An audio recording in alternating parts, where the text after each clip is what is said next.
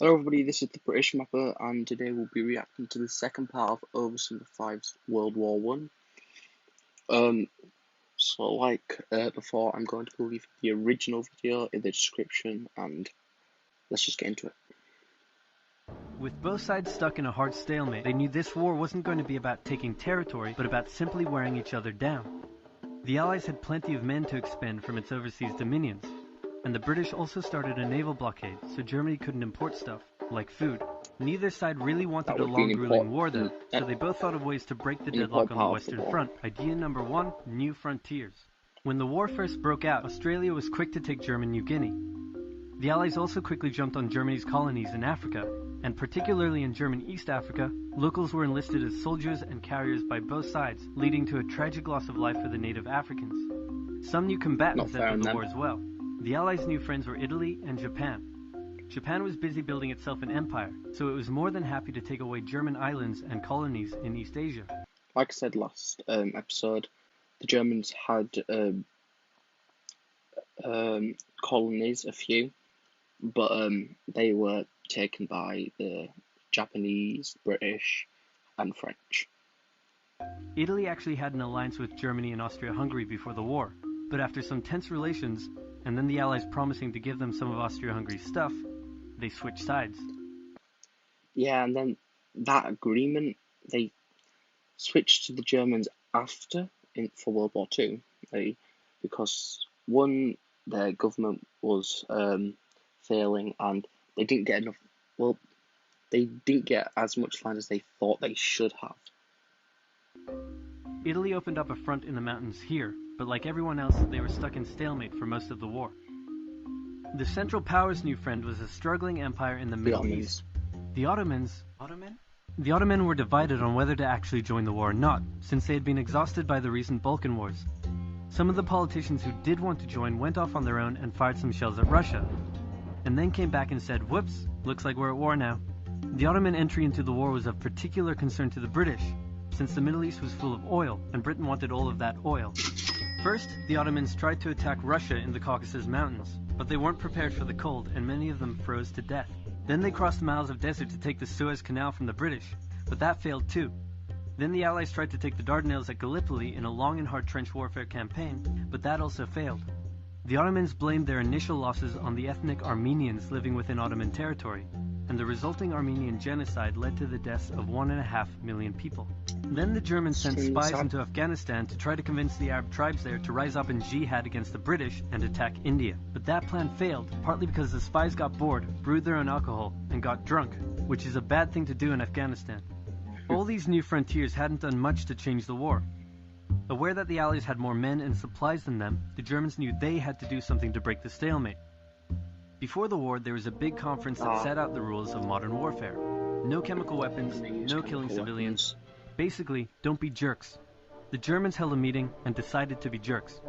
Zeppelin air raids commenced over British cities. They also started attacking the Allied trenches with chlorine gas, and they used submarines to sink civilian ships. One such civilian ship was the Lusitania, which had 159 Americans on board when it was sunk, further swaying US opinion against the Germans. Not to be completely unfair to the Germans, the Allies also engaged in chemical warfare soon after, and they had been hiding anti-submarine weapons on their civilian ships, which let the Germans justify their attacks. Meanwhile, Austria-Hungary still hadn't dealt with Serbia, so the Central Powers enlisted some help. Bulgaria wished it was bigger and was still bitter about losing the Second Balkan War. The Central Powers promised to make all of Bulgaria's wildest dreams come true if they helped, so they signed on, and together they knocked out Serbia. The Serbian troops retreated through Albania, which was neutral but had some ties to Austria-Hungary. So Austria-Hungary entered Albania in a friendly invasion to chase down the Serbians, many of whom escaped by sea. It's 1916, and a lot is happening. As if they didn't have enough enemies already, Germany added one more to the list. Portugal had been getting a bit chummy with the Allies behind the scenes, and Germany didn't like that one bit. Around the same time, the only sea battle of the war happened. Both sides had a new powerful class of battleships called dreadnoughts, but they were so expensive to build that neither side wanted to risk losing them in a battle, so they kept them in port, except for one time when they had a big fight and a bunch. Another thing, I'm pretty sure Britain ended up selling them to the US after the war. A bunch of them got damaged, so they didn't try that again. The UK started conscripting men to the army, so they had plenty of reserves, which is just as well because the Western Front was about to get brutal. The longest and one of the bloodiest battles of the war started when the Germans launched an attack around the French city of Verdun. The French defended it desperately, leading to hundreds of thousands of casualties. Under pressure, the French called on its allies to do something to draw the Germans' attention away, so the British started their own long and brutal fight, the Battle of the Somme, with 60,000 British casualties on just the first day. It was also here that the British first used one crazy brand new piece of sci-fi technology. The Russians had been getting pushed back further and further into their own territory, but in response to the French call for help, they began a huge offensive, and did really well until they ran out of supplies and got stuck.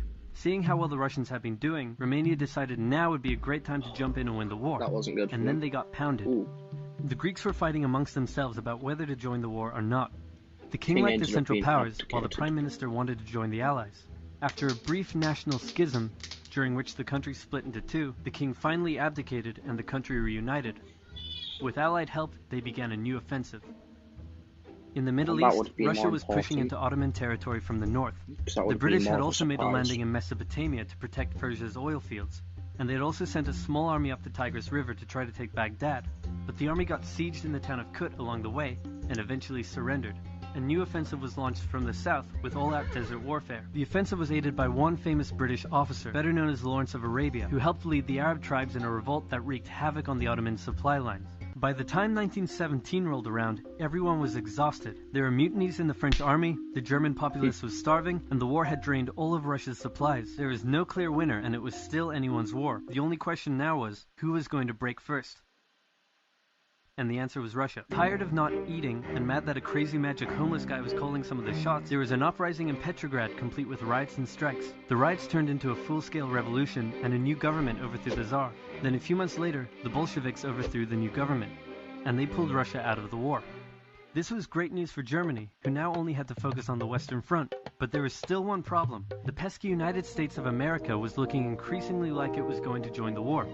America had been selling supplies to the Allies throughout the war, and was getting super rich off the back of it, meaning it was in fantastic shape and was dangerous to the Germans.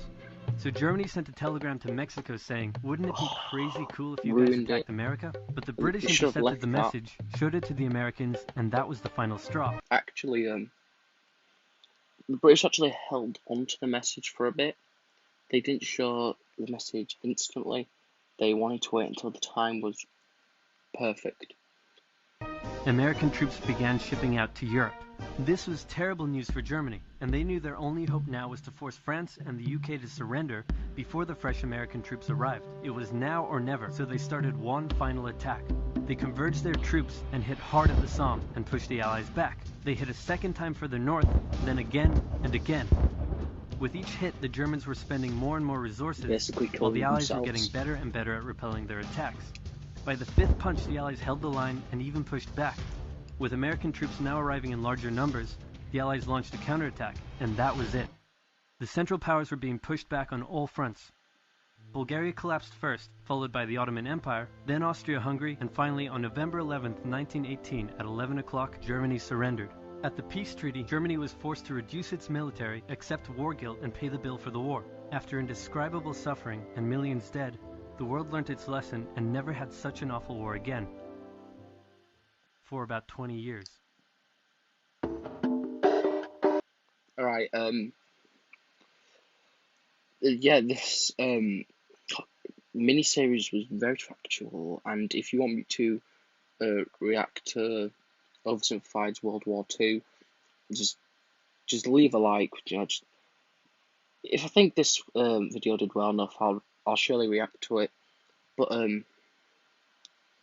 thanks for watching this video. Like I said before, I'm leaving the original video in the description, so please watch that one if you haven't already. And well, I'll see you next time. Bye.